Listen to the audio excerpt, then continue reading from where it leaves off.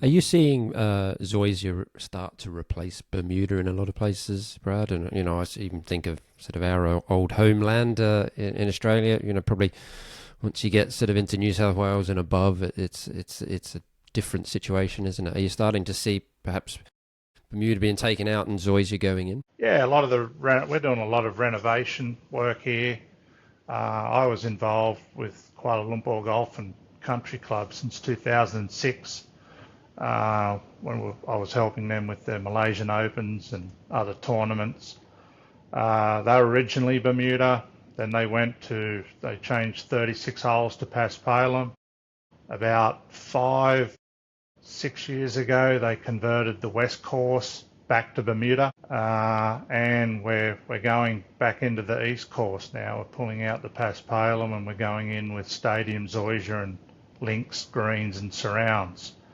So yeah, all the renovation work, most of it over here, we're pulling out either Bermuda or Paspalum and putting in Zoysia. We've done quite a number of Paspalum to Zoysia conversions through Vietnam. We're doing one now up in Chiang Mai. So yeah, definitely, I think people Will we learn. see Zoysia in more arid climates as well? If you think sort of the Middle East or southern part of the States or some parts of Australia, that kind of thing.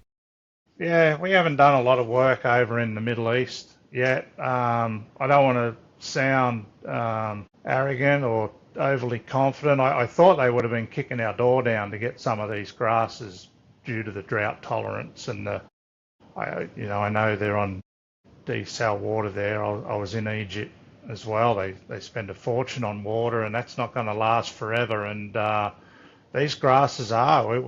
We had a license for Tiff Tuff Bermuda, and side by side with Xeon and Stadium Zoysia, and it would be the first grass to dry out, and it's renowned for being a very drought tolerant grass.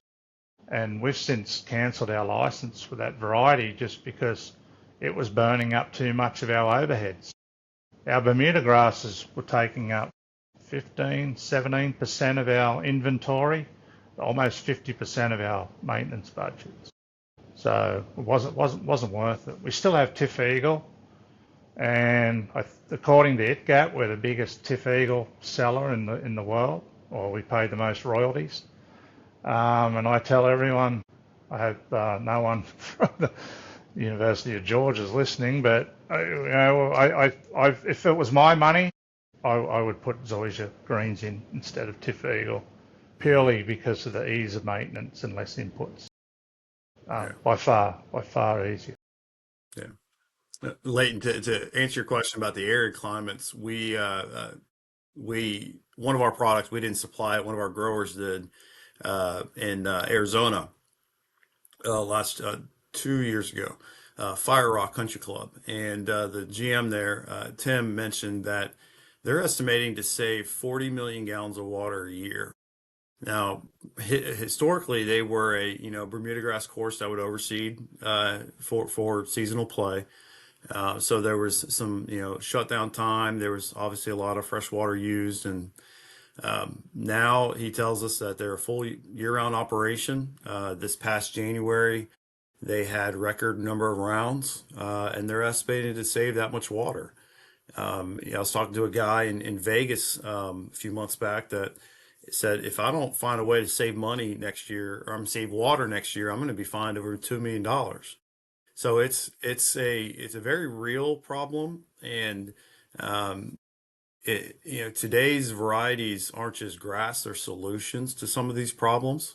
So we do feel very confident that these grasses are going to do well in those climates. They're already proving themselves, and in the first year at Fire Rock, they didn't have to overseed.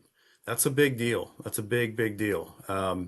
So not only is it a water reduction, but it's less inputs, and they get a drier surface, like Brad was saying. They can drive carts on it, so that's speed of play. That's more people through the door. It's a better experience.